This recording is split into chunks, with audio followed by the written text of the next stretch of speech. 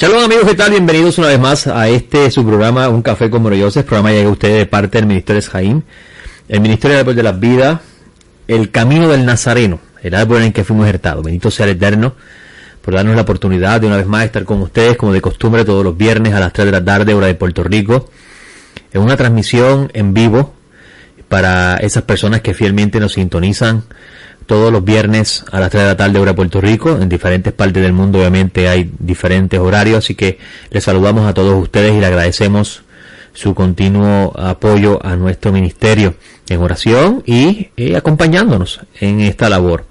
A todos los que nos envían ofrenda para el sostenimiento de esta labor, también le agradecemos grandemente. No lo hacemos, tal vez usted no reciba un correo electrónico de parte nuestra para agradecerle su bondad, pero lo hacemos así porque sabemos que si lo que usted hace en secreto, el Santo Dios lo va a recompensar en público. Y es el Eterno el que va a hacer esa labor, así que confiamos en el Eterno por su bondad. Y también en sus oraciones en secreto, el Eterno los compensa en público. Hoy nos encontramos en el día 23 del mes de abril del año 2021 y esto equivale al día 11 del mes de Iyar, de acuerdo al calendario de Hillel II. Y como ustedes saben, la semana pasada habíamos anunciado que no íbamos a tener enseñanza el día de ayer, así que los que estuvieron pendientes a la clase del jueves pasado, pues lamento decirle que no hubo clase y que se había anunciado con anticipación que no iba a ocurrir, no iba a haber clases por razón de compromisos personales. Le agradezco a todas las personas que se han preocupado por el estado de salud de mi esposa y por los que han estado orando por ella. Les bendigo al Eterno por ustedes.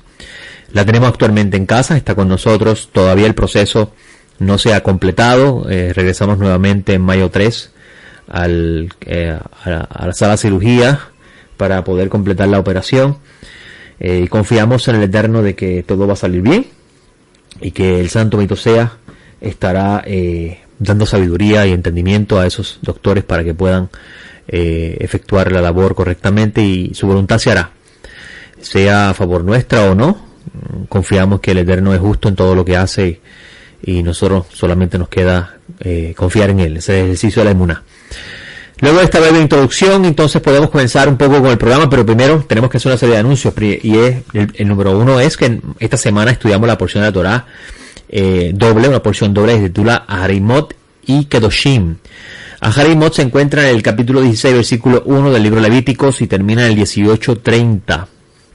Kedoshim comienza en el capítulo 19 del libro de Levíticos y termina en el 20:27. Con la porción de Aharimot estaríamos terminando lo que se conoce como la sección de la Kedushá del santuario y de los sacerdotes. Y estaríamos entrando entonces, transicionando a la Kedushá del pueblo.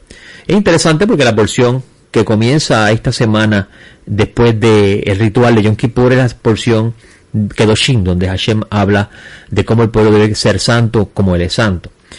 Vamos a estar estudiando esas dos porciones con el favor del cielo el día de mañana en la Parashá en el Bemidrash. Si usted desea acompañarnos, puede hacerlo entrando a nuestro sitio web elcaminonazareno.com y registrándose bajo la sección que dice la Parashá en el Bemidrash, libre de costo. Nosotros no cobramos por enseñar. Y puede también escucharnos a través de este programa de radio por internet. Mejor dicho, esta emisora de radio por internet, El Camino del Nazareno, es Jaim, sintonizándonos a las 9:45 de la mañana, hora de Puerto Rico. Si usted usted nos sintoniza a las 9:30 y está pendiente de la programación, usted va a dar cuenta que Moro Yosef comienza a las 9:45 y estamos en vivo. De la misma forma que estamos transmitiendo a través del Ben Midrash virtual en Zoom, estamos con ustedes en la plataforma radial de Etzaim. Así que usted también nos puede escuchar si no tiene la facultad o disponibilidad de poder registrarse a través de esta plataforma. Y la porción de esta semana considero que es muy muy importante, más si usted ha estado escuchando nuestras enseñanzas desde las pasadas semanas, podríamos decir de la Parashá Jetro, el capítulo 18 y 19, o mejor dicho, el capítulo 18 del libro de Éxodo, de la Parashá Jetro, donde comenzamos a hablar de el pacto y las condiciones del pacto y las responsabilidades del pacto de acuerdo a la narración bíblica y la importancia de respetar el texto en su narración simple para poder comprender el mensaje que está contenido en el fundamento de la Sagrada Escritura, lo que Yeshua de HaMashiach, nuestro Señor Yeshua el Mesías, llamaba la verdad. La palabra del Eterno es la verdad y tenemos que respetar ese texto. No podemos venir con interpretaciones aisladas, sacadas de contexto, sin tomar en cuenta lo que se está narrando. La filosofía humana es muy interesante, muy buena, pero se queda en eso, filosofía humana. No en lo más mínimo está vinculada a la revelación bíblica, simplemente es la forma en que el humano coge la revelación bíblica o los textos para hablar de ideas humanas y así pues aportar de cierta forma en el bien común. No decimos que las personas hacen esto con mala intención, pero sí sabemos que de acuerdo a lo que está narrado no es la intención. Así que mañana vamos a estar estudiando a Ahreimot y hoy vamos a hablar un poco sobre esto. El programa de hoy se titula Ahreimot, después de la muerte y la inclinación al mal.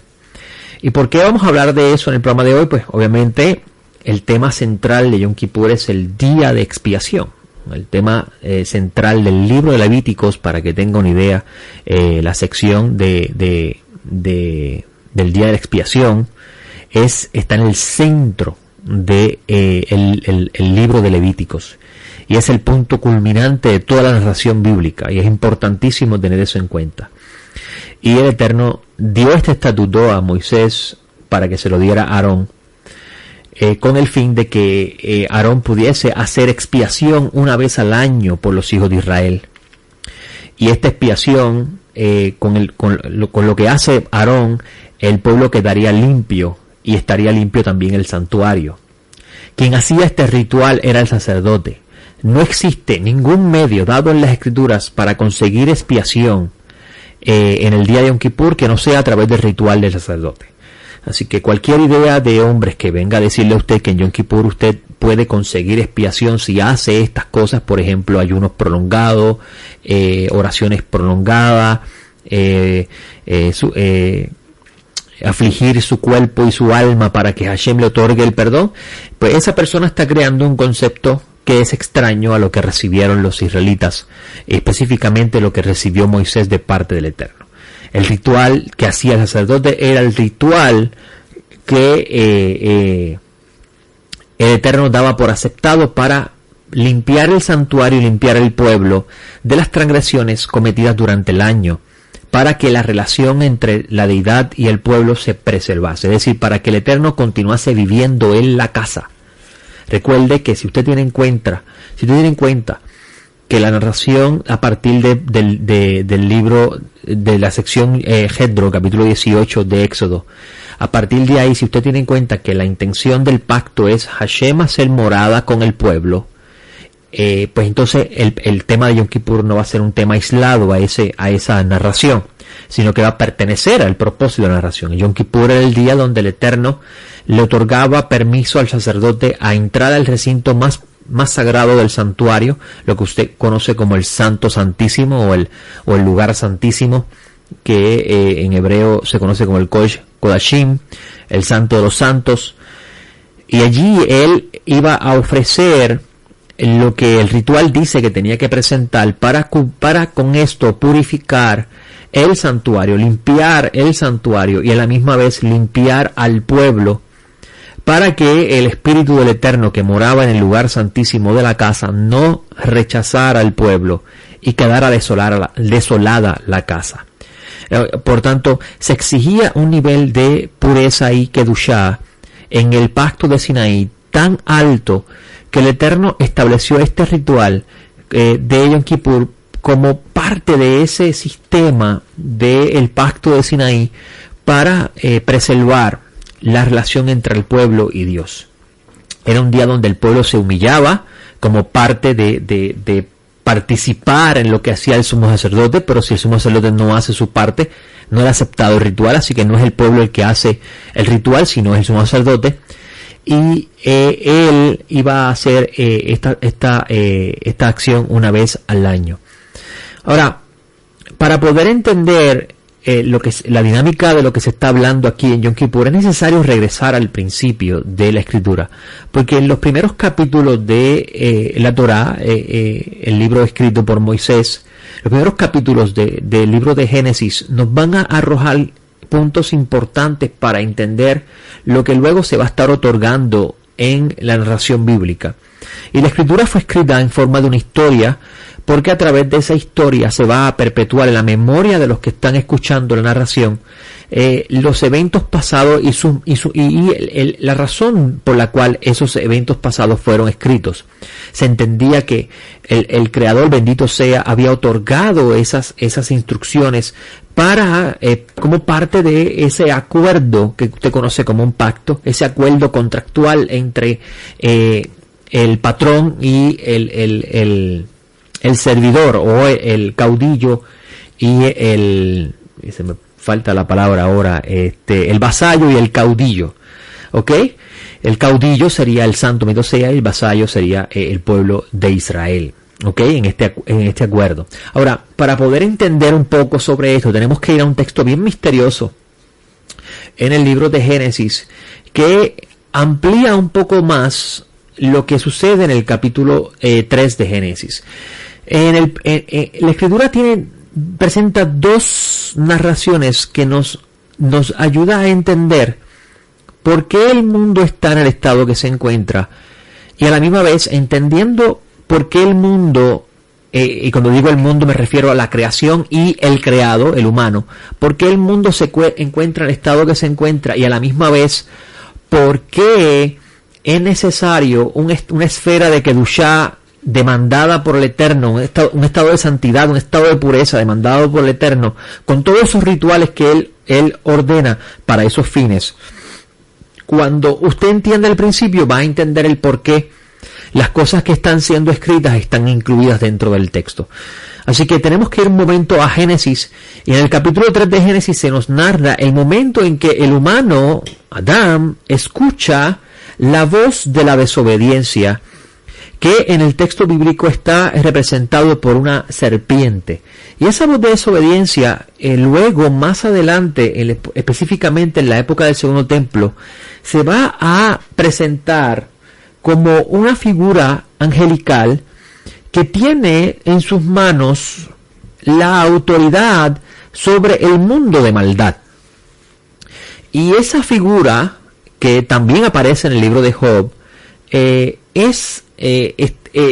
está presentada en la narración bíblica como una serpiente que se convierte en la voz de la desobediencia, la voz de la seducción, en la voz de la mentira, que el humano, al escucharla, trajo consigo la caída del mundo en su plano general. Y cuando digo en su plano general me refiero a toda la creación. Toda la creación cayó en vanidad, en corrupción, y a la misma vez Adán fue expulsado del lugar de la perfección que está representado por el huerto del Edén, el lugar de la perfección. Y esto trajo consigo el que el mundo eventualmente fuera contaminándose gradualmente, hasta llegar a un capítulo en el libro de Génesis donde se nos habla de cómo la maldad aumenta por razón de la inclinación del hombre.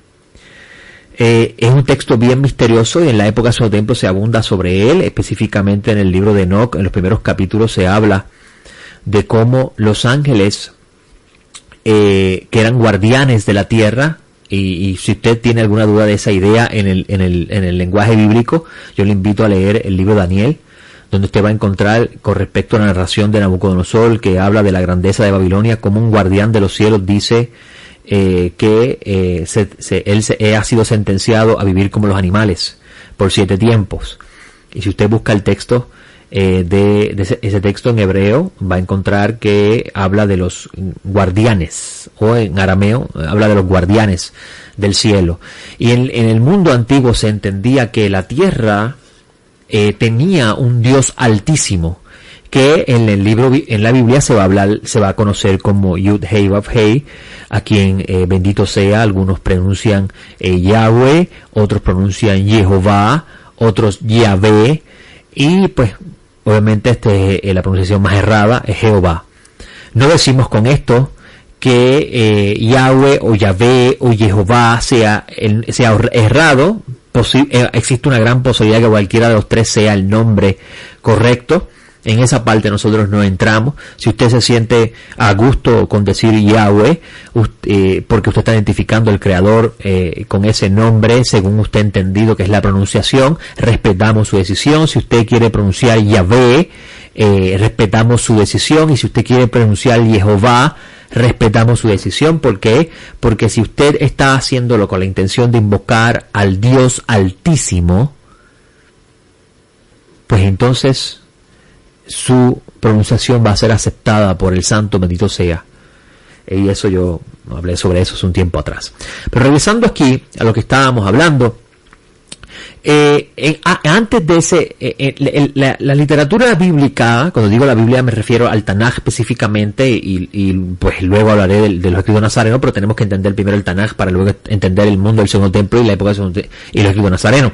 En la literatura bíblica del Tanaj encontramos evidencia de que los israelitas antiguos creían que el mundo celestial estaba siendo dominado por entes inteligentes de otras esferas que a la misma vez en su parte más alta estaba el que los dominaba a todos. Le llamaban el Elión, o le llaman el Elión, el Altísimo, que es luego identificado con el nombre de conocido como el tetragramatón Yahweh, Jehová o Yahvé, el Dios de Abraham, Isaac y Jacob.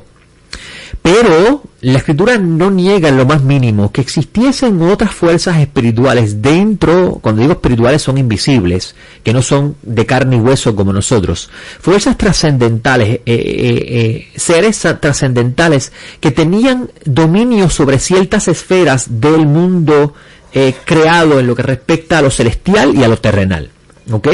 Y dentro de esas esferas de dominio estaban lo que llaman los vigilantes, los que se encargaban de velar por el Eterno, por su creación. El Eterno, en su esfera gubernamental celestial, tiene un sistema organizado, donde ese sistema organizado funciona como lo es presentado en la Escritura de forma similar como los gobiernos antiguos, donde hay un rey, están sus súbditos, están los que se les revelan a la autoridad del rey, por así decirlo, ¿verdad? No es que el rey a fin de cuentas no sea más poderoso, sino que vamos a usar el lenguaje humano. El rey está en su trono, en el mundo moderno, supongamos que estamos en un reino donde hay un rey, y el rey va a gobernar sobre su gobierno y va a tener sus fieles, y puede que uno que otro se le revele al rey, pero a fin de cuentas siempre va a terminar exterminado porque el rey siempre tiene más poder que los demás.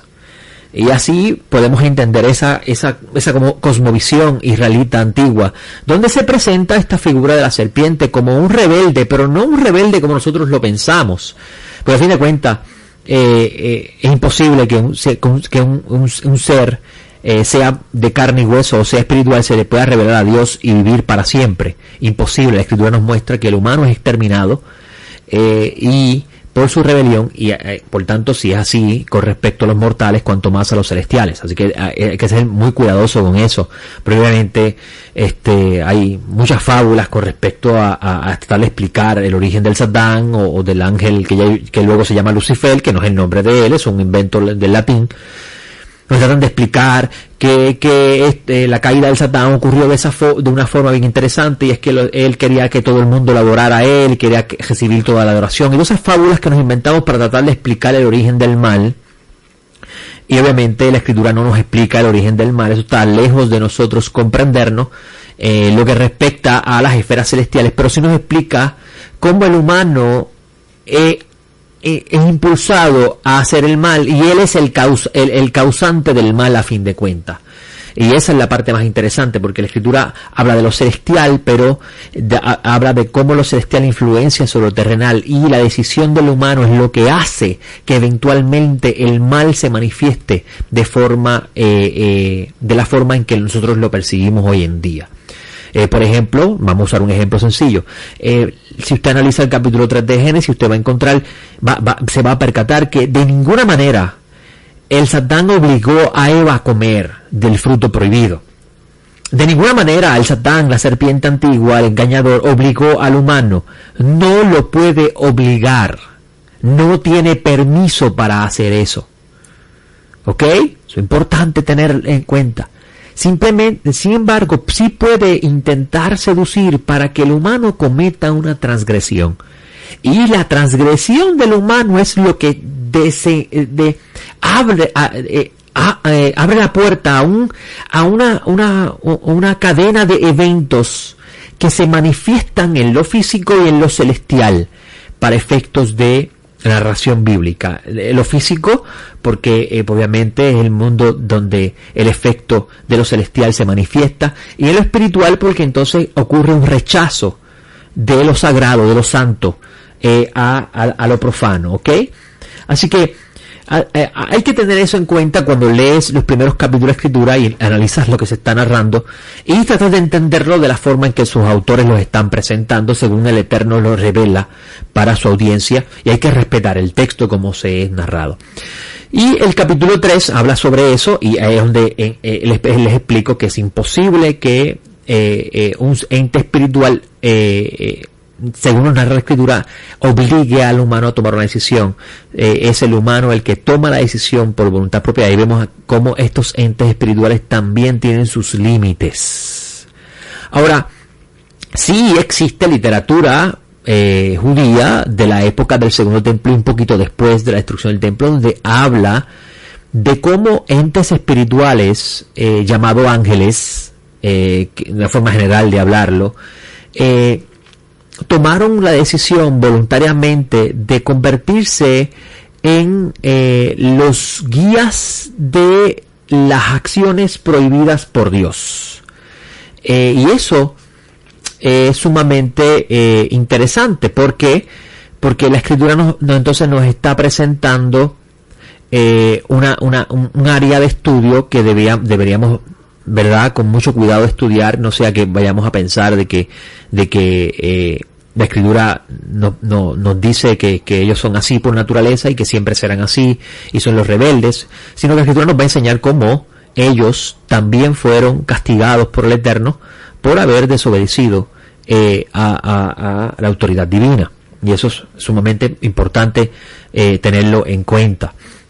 Y en esa literatura del Segundo Templo se va a hablar de estos entes, le van a dar nombres, lo van a identificar con nombres, algo bien particular de la época del Segundo Templo, porque antes de la época del Segundo Templo no se identificaban con nombres en la literatura bíblica, ¿verdad? Por lo menos para otros pueblos sí habían otros nombres para otras fuerzas espirituales, o seres celestiales, pero en la literatura bíblica no se identifican con nombre, tal como encontramos en la época del Segundo Templo y en el libro de Daniel, que pertenece a esa época donde comienza a ocurrir ese fenómeno. Y en la época del Segundo Templo hay un libro que se llama el libro de Enoc, donde se abunda sobre esto, se le da nombre a estos seres, y el mismo texto nos dice qué es lo que ellos hicieron.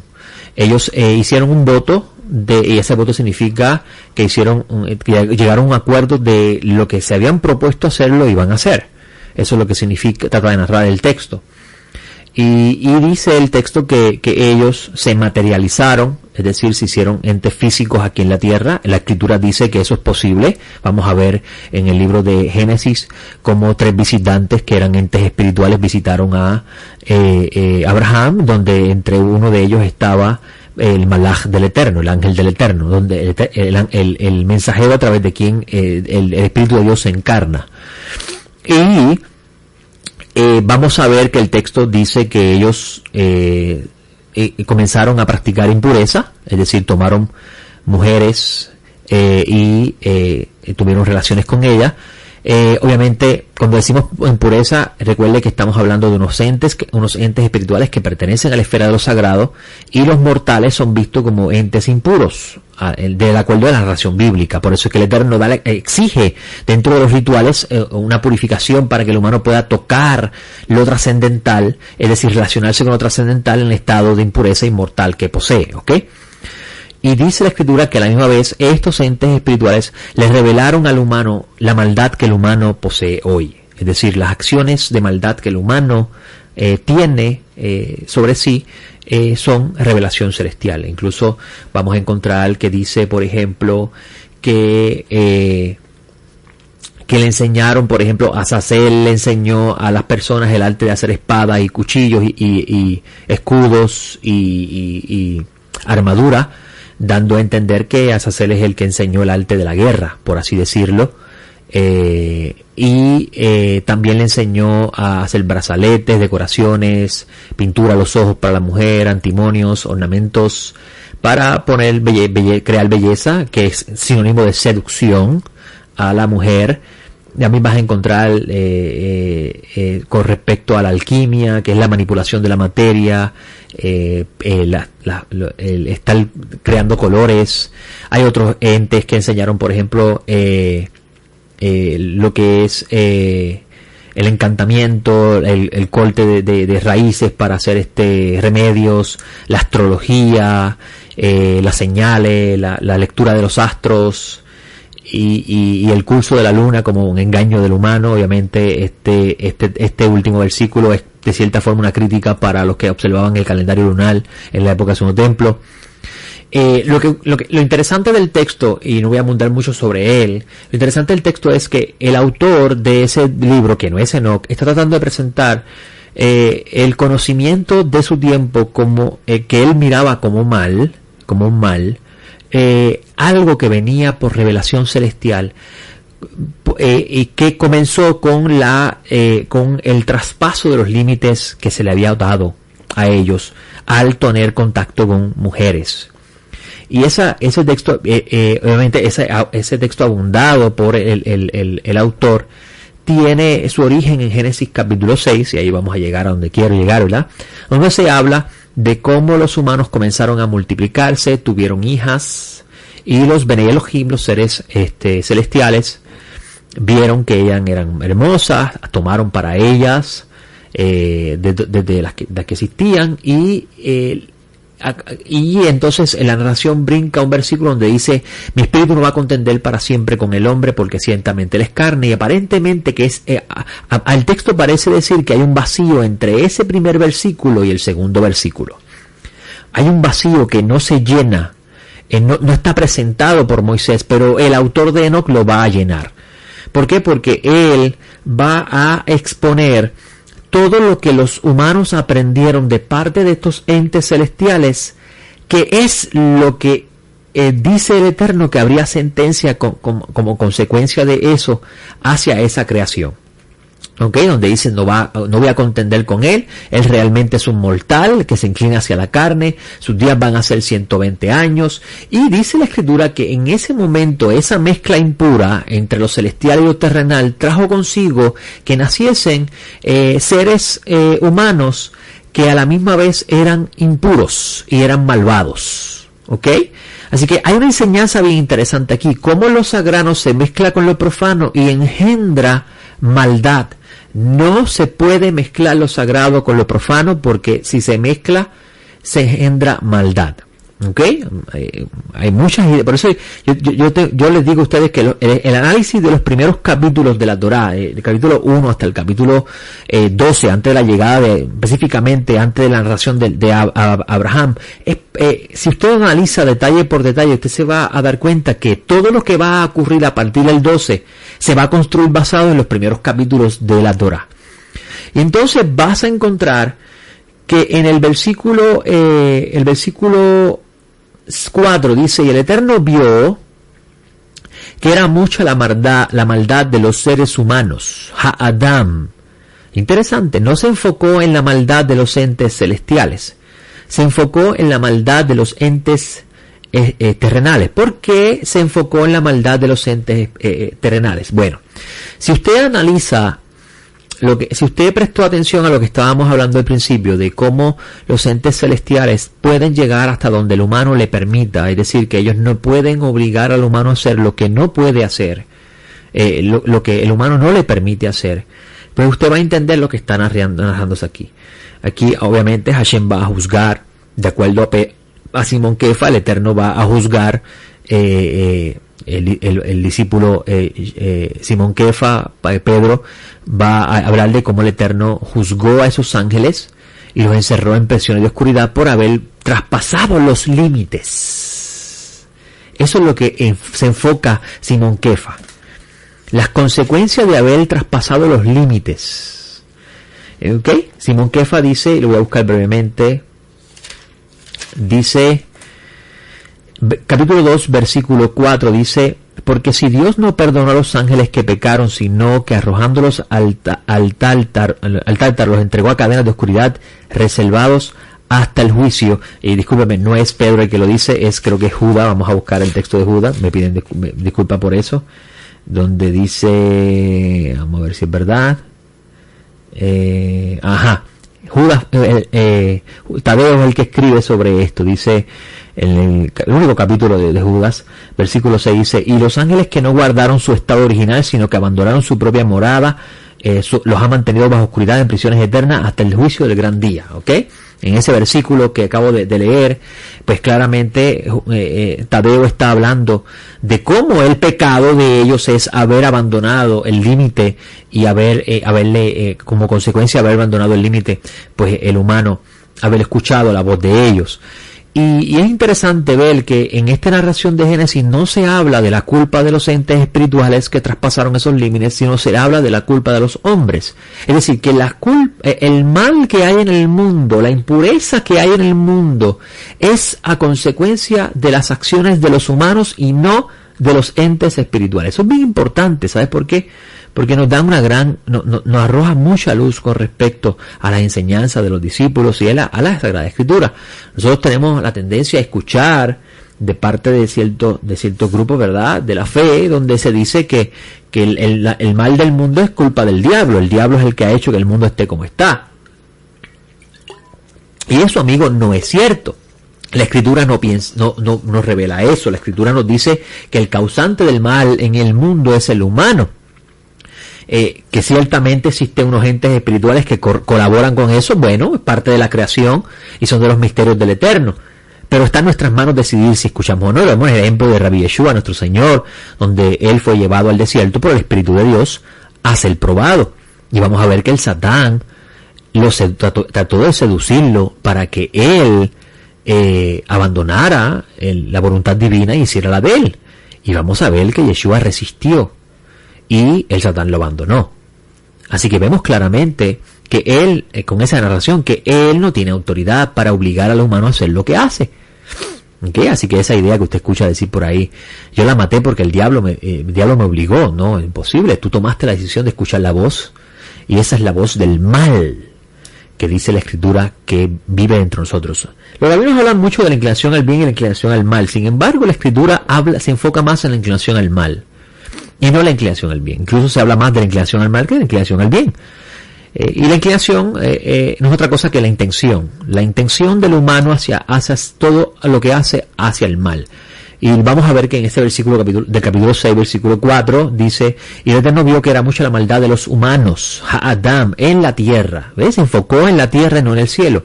Y que toda intención de los pensamientos de su corazón, la intención es la palabra yetzer, de donde viene el concepto de la inclinación, toda intención o toda inclinación de los pensamientos del corazón era solo hacia el mal, o hacer siempre el mal. ¿Ok? Interesante que el texto en hebreo dice Kol Hayom, todo el día el mal, si podemos decirlo así. La intención del corazón es todo el día hacer el mal, si pudiéramos traducirlo de otra forma. Y esto le dio mucho pesar al Creador, según nos dice la Escritura. ¿Por qué? Porque el Eterno no quería que el humano fuera así.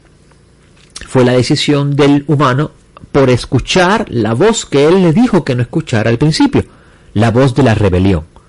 Donde hay una idea bien interesante. Hay una fuerza espiritual, llamado ángel o ángeles, que se dedican a seducir al humano a ser desobediente, pero está en las manos del hombre de tomar la decisión de hacerlo o no. Entonces, Cuando vemos que el humano toma la decisión de hacer lo incorrecto, la tierra se contamina. Porque vamos a ver que la Escritura dice que el Eterno va a borrar, eliminar. La palabra borrar es la palabra emge,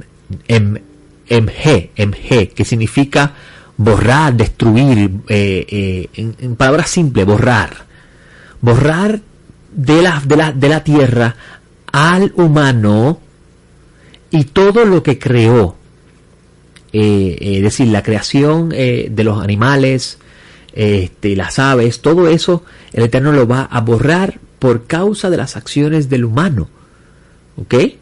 Porque el humano es el que hace que la creación en general se contamine.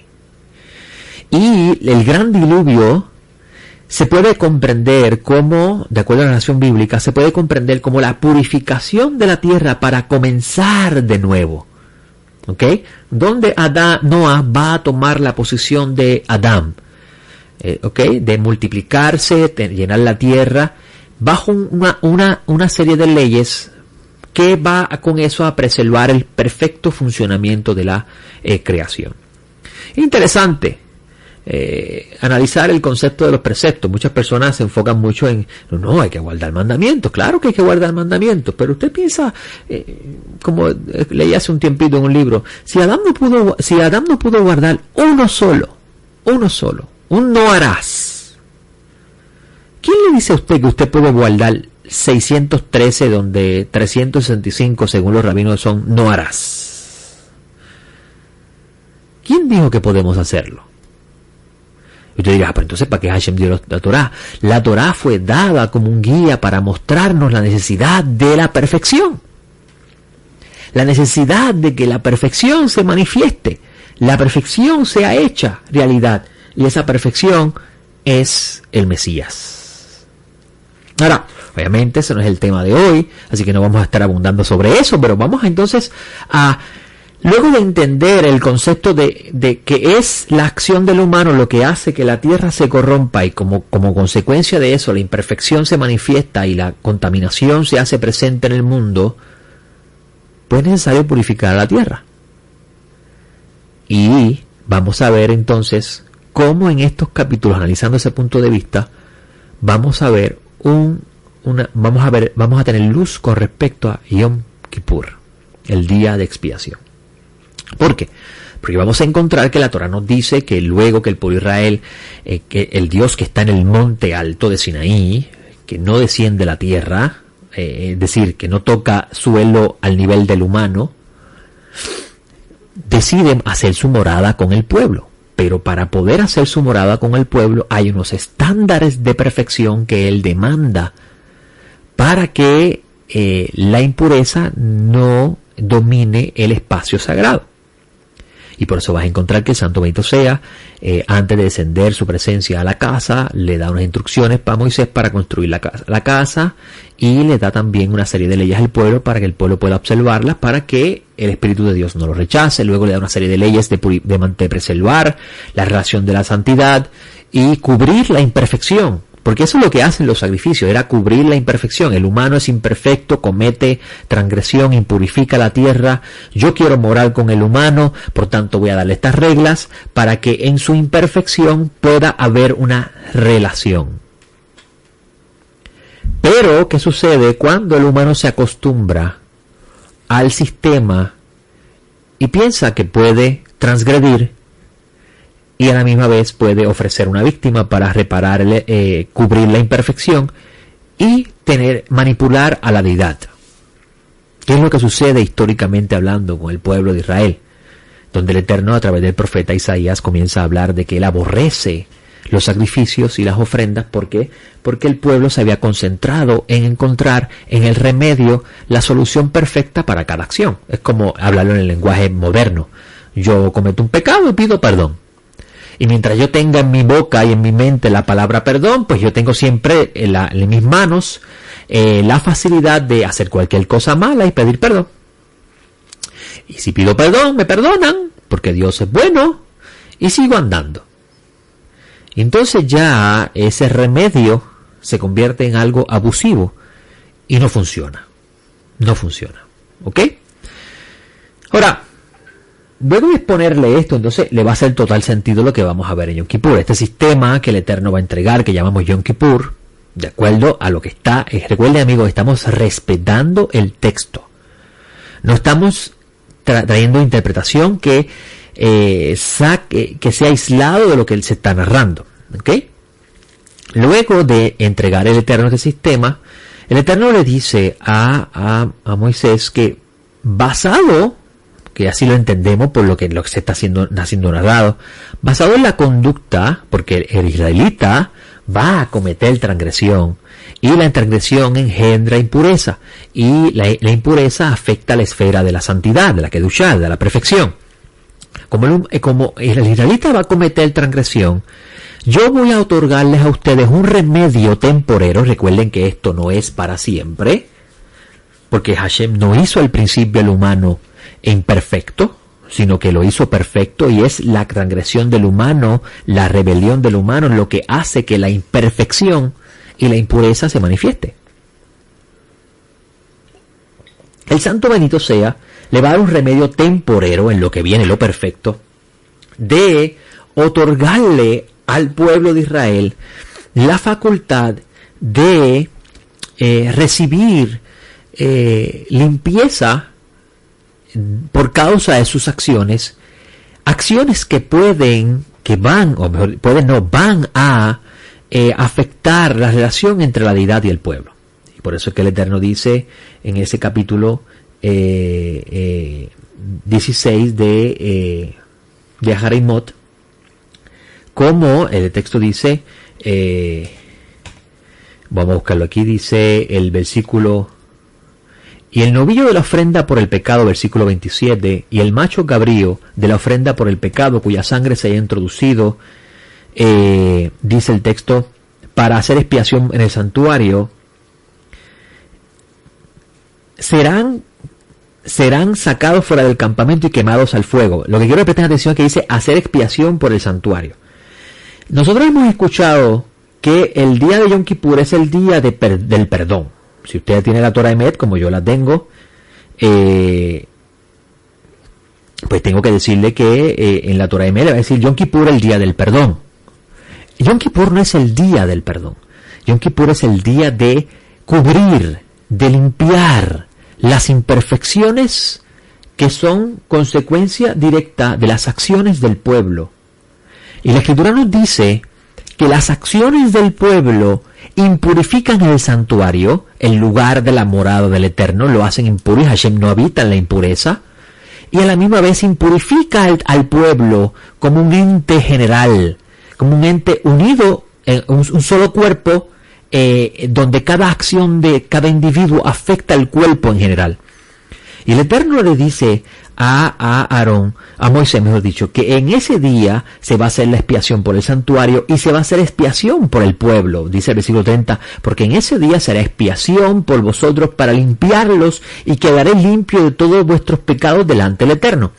Si usted entiende lo que estábamos hablando al principio, como las acciones del humano son las que crean la impureza en el mundo, crean la imperfección, y a la misma vez hace que el mal se manifieste en el mundo, pues entonces puedes entender cómo en la esfera de esta perfección que llamamos el santuario y la tierra, que es llamada santa también, pues las acciones del pueblo van a afectar la relación a la morada del Eterno entre el pueblo. Y por eso es que Hashem dio el remedio de un día al año, poder limpiar, para que todos los años el pueblo pudiese preservar esa relación con la deidad en el espacio sagrado que se había determinado para esos fines.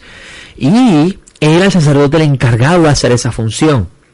Ahora, esto no era un remedio dado por Dios para siempre, porque no era la intención del Creador originalmente de que este sea el método para poder preservar la relación del humano con Dios, sino que esto iba a ser hasta que se manifestase lo perfecto. Y cuando decimos se manifestase lo perfecto, estamos diciendo que vendría un remedio mucho más grande y amplio que reemplazaría el remedio temporero, lo que Pablo de Tarso llama sombra de lo que ha de venir. Yom Kippur era sombra de lo que ha de venir. Digo era porque ya hoy en día no existe Yom Kippur. Cualquier persona que le diga a usted que existe hoy Yom Kippur no entiende la escritura, tiene sus ojos cegados, como en un tiempo yo también estuve.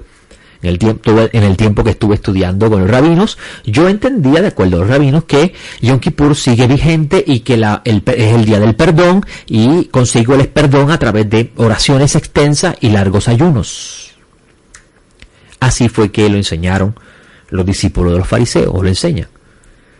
Pero cuando lees la escritura no dice que Hashem daría un remedio para eso.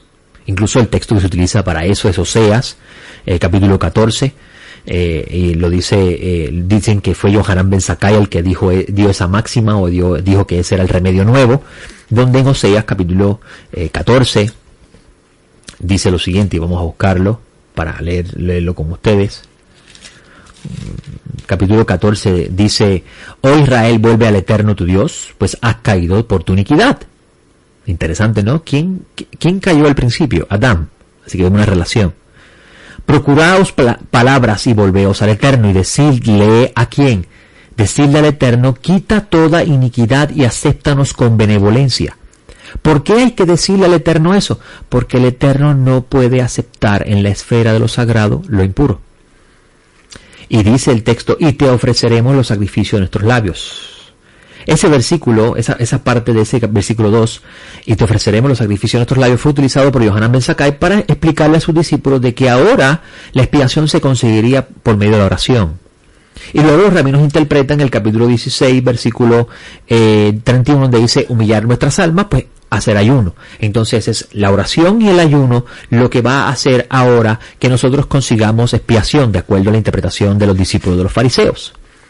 Sin embargo, cuando leemos el texto, la escritura no dice que es el ayuno prolongado ni la oración la que hace que ocurra el que hace que se consiga la expiación. Dice el versículo 27, que vamos a estar estudiando mañana más profundidad los demás versículos, pero este versículo 27 dice: y el novillo de la ofrenda por el pecado y el macho cabrío de la ofrenda por el pecado, cuya sangre se haya introducido para hacer expiación en el santuario, serán sacados fuera del campamento y quemados. Interesante, ¿no? Son esos elementos del ritual lo que proveen el remedio sustitutivo al problema de la impureza, la imperfección que es consecuencia de la transgresión. No es el ayuno prolongado, no es la oración, que es el remedio que encontramos ahora que se enseña, lo que otorga eso. Y esto es sumamente importante, amigos, tenerlo en cuenta. ¿Por qué? Porque entonces cuando vamos a analizar el Aharei Mot a la luz de lo que se está narrando al principio de la escritura, vamos a entender cómo todo esto era sombra de lo que había de venir. Como dice el autor de Hebreo, porque si los machos cabríos, si esto fuera algo perfecto, como dice el autor de Hebreo, pues no había razón para ofrecerlo todos los años. Si esto era un remedio que una vez que se hiciera iba a ser para siempre, no había razón para hacerlo todos los años. ¿Por qué habría que hacerlo todos los años? Porque todos los años el pueblo iba a cometer la transgresión que iba a afectar la esfera de la Kedushá. Y el Eterno una vez al año iba a cubrir esas faltas, iba a limpiar esas faltas para preservar su morada entre el pueblo.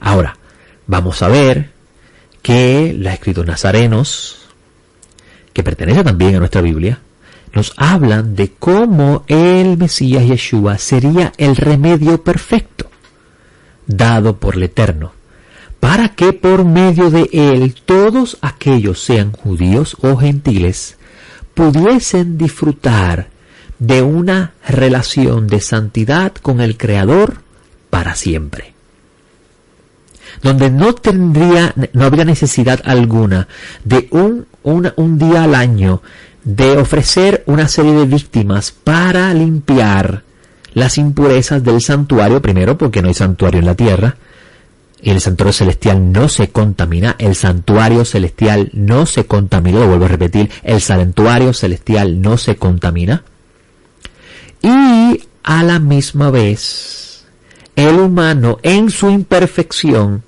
pudiese a través de la perfección mantener una relación cercana a su Creador para siempre. Eso hasta que viniese la resurrección de los muertos. Texto clave, porque dice el capítulo 6 de Génesis: no contenderá mi espíritu para siempre con el humano, con Adán, porque ciertamente él es carne, basar, él es uno carnal. Por consiguiente, la resurrección de los muertos es necesario para que esa esfera de lo carnal,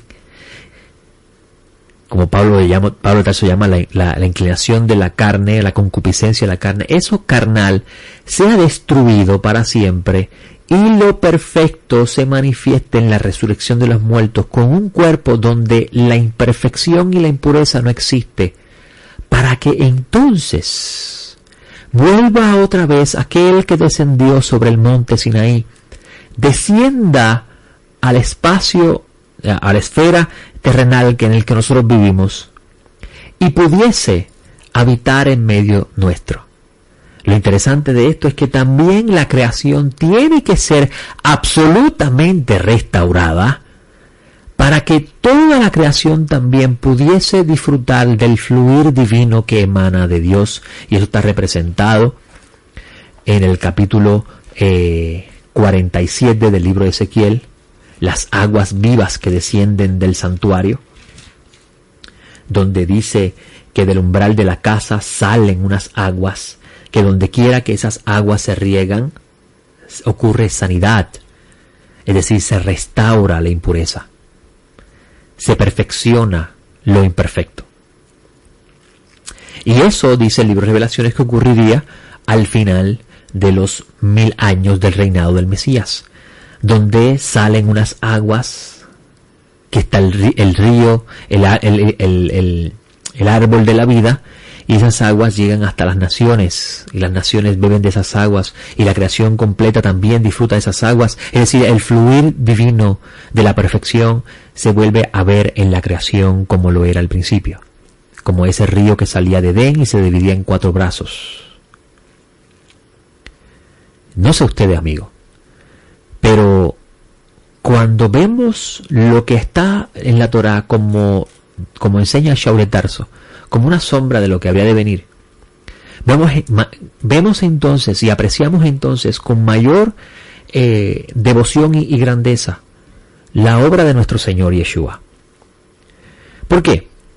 Porque el Mashiach es la manifestación de esa perfección para lo imperfecto ser perfeccionado, como dice Pablo de Tarso en Gálatas. Y voy a buscarlo aquí para leérselo a ustedes y así cerrar el programa. Y antes de que viniera la fe, capítulo 3, 23 de Gálatas 3, versículo 23, y escuche bien, cuando Pablo de Tarso dice antes que viniera la fe, estamos hablando de creer el mensaje. Esto que yo estoy hablándole hoy es parte del mensaje del Evangelio. Si usted lo cree, usted va a gozar de esa relación con Dios por medio de aquel que abrió la puerta para ello. Pero si usted no lo cree, pues entonces disfrutará de la impureza y de la imperfección y intentará usted por sus propios méritos acercarse a Hashem por medio de religiones y rituales humanos que no lo van nunca a perfeccionar ante Hashem. Dice Shaul de Tarso, y antes de que viniera la fe, estábamos encerrados bajo la ley, confinados para la fe que iba a ser revelada.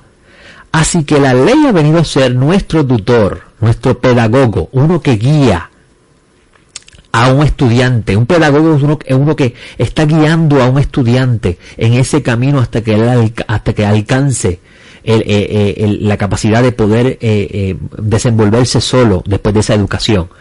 Y esto es lo que está hablando Pablo de Tarso con respecto a la Torá. La Torá es un pedagogo, un guía. No era el fin en sí mismo.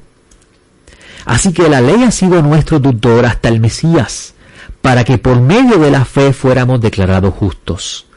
Y justos ante Dios significa que entonces eres inocente de toda transgresión y puedes relacionarte otra vez con el Creador. ¿Ok? Así que por medio del Mesías somos declarados justos, no por medio de las obras de la observancia estricta de la ley, o mejor dicho, mediante las obras de la ley, como dice Pablo de Tarso, ninguno iba a ser hallado justo ante Hashem. ¿Por qué? Porque en la más mínima transgresión, de acuerdo a la ley del Sinaí, el primer pacto, iba a imposibilitarlo a usted a preservar una relación permanente con Hashem. Tendría que usted proveer un remedio para restaurar eso, y aún así el santuario se iba a afectar. Es decir, había amenaza de que la presencia de Hashem abandonase la casa. Entonces, vemos que Pablo de Tarso dice, y habiendo venido la fe, ya no estamos bajo tutor, pues todos sois hijos de Dios por medio o por la fe en Yeshua el Mesías. Porque todos fuisteis bautizados en el Mesías, del Mesías estás revestido, y si estás revestido en Mesías, eres perfecto ante Hashem. Donde no hay judío, ni griego, ni siervo, ni libre, no hay varón ni hembra, porque todos vosotros sois uno en el Mesías, es decir, que no hay puros e impuros. Porque el judío era considerado puro, y el griego impuro. El siervo era considerado impuro, y el libre puro. El varón era considerado puro, y la hembra impura, etcétera, etcétera. Y si vosotros sois del Mesías, entonces sois descendencia de Abraham, herederos según la promesa, es decir, que la promesa de herencia que Hashem le dio a Abraham, la recibirían a través del Mesías. Y es interesante que dice el versículo 4, para avanzar porque el tiempo se me está acabando, pero cuando vino el cumplimiento del tiempo, cuando ya era el momento de que esto sucediese, podríamos decirlo así, Dios envió a su Hijo nacido de mujer, nacido bajo la ley, nacido bajo la Torá, para que redimiera a los que estaban bajo la Torá, a fin de que recibiéramos la adopción de hijos. Y por cuanto sois hijos, Dios envió el Espíritu de su Hijo en nuestros corazones, el cual clama, Abba. Nos hace llamar al Creador Padre. Y así que ya no eres siervo, sino hijo, y si hijo, también heredero por medio del Mesías.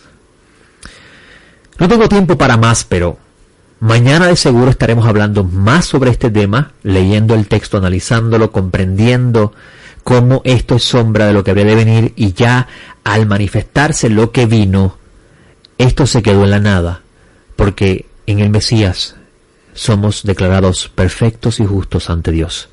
Ahora, esa es una licencia para andar como queramos. Sobre eso mañana hablaremos con el favor del cielo. Les hablo en Morellosa, el director Les Jaim, y espero en el Todopoderoso que ustedes tengan un excelente Shabbat. Nos vemos en nuestro próximo encuentro aquí en el Café con Morellosa. Shalom.